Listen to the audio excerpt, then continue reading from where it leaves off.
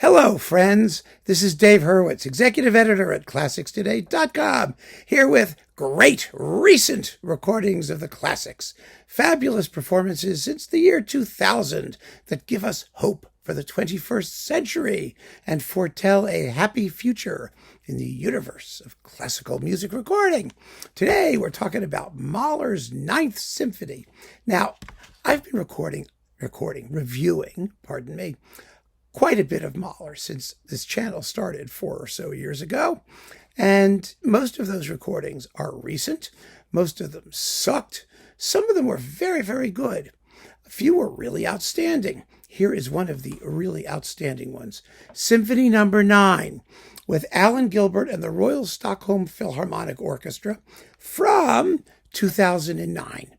Which is pretty recent, actually. Now, there have been some other good Mahler 9s bopping around. Even Simon Rattle did a decent one shortly, not too long ago. It almost you could knock me over with a pin. It was very good. But this is a stunning Mahler 9, a first-class Mahler 9, and it's from forces that you wouldn't expect. And that's why I like to talk about it. That's also one of the virtues, I think, of this series, is that we get to, first of all, talk about some singleton performances that are not part of cycles or boxes or anything else the way they usually come, and not the usual culprits. It's people like Rattle, for example, who goes around fancying himself a Mahler specialist, sort of, because he's done a lot of it. He's not. He's really not. He's really pretty mediocre. And a lot of people do this. They find a composer and they stick to him like glue, and they don't really manifest all that much affinity for the composer, but it gets them attention, it gets them jobs, it gets them recordings and things. And meanwhile, some really, really outstanding performances fall by the wayside, and then that's unfortunate. So here's an opportunity to talk about an amazing production. First of all, it's Abyss SACD, so the sonics are absolutely superb. Gorgeous, stunning sonics. Second of all, it's a remarkable interpretation. It's a personal and interesting interpretation. Yeah, I can sum it up really if I give you the timings. The first movement is 26 minutes and 41 seconds. That's on the quick side, and that's good. That's very good. Usually it takes 29 minutes or so, thereabouts. A couple minutes faster gives that first movement a little bit more of the energy of an allegro, of a sonata allegro first movement, which is what this movement is by and large, on the whole.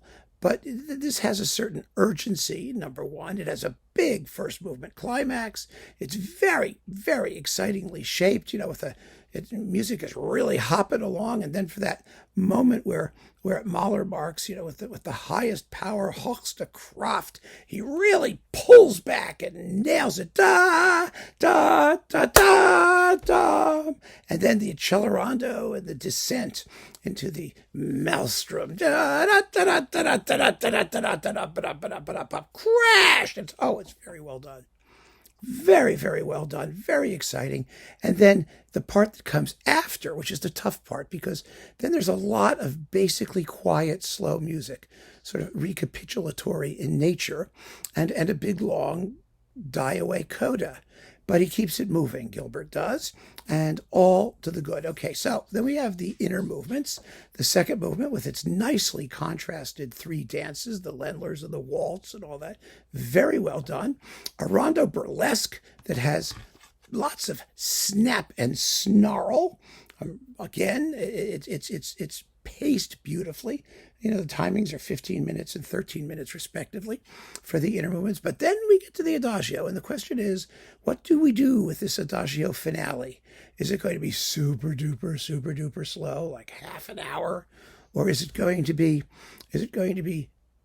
traditionally the way it was before these slow people got a hold of it, like in the 60s, when it was usually 20 to 23 minutes or so, fluid and fluent. And those performances were weighted toward the first movement. Well, since then, the pendulum has swung the other way, and we tend to get these very distended finales. But Gilbert does something quite similar to what Court Mazur did, which worked equally well. He paces it at exactly the same timing as the first movement. So we had 26 minutes and 41 seconds for the first movement, 26 minutes and 27 seconds for the finale. So there's a balance. And, it's an open question whether you hear it. I mean, what degree you hear it.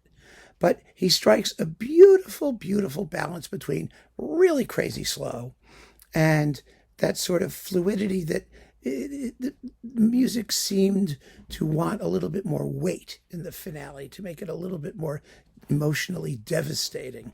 And so here you get that. It's an 82-minute performance on one disc. In absolutely fantastic sound. It's splendidly played by the Royal Stockholm Philharmonic Orchestra.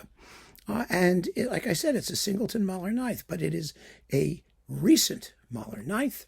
And it just goes to show that the future of some of these performances actually may not be in the typical Mahler people who are doing cycles and things. And when they're all dead and gone, there will be others who do Mahler cycles, of course, but there will also be people who, because Mahler is now part of the standard repertoire, he's not just specialist repertoire, there will be superb individual recordings by conductors who don't go on to do all of them all at once.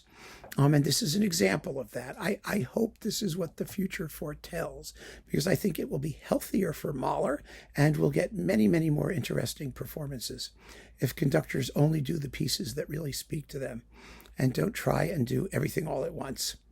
So keep on listening, friends. Thanks for joining me. Take care.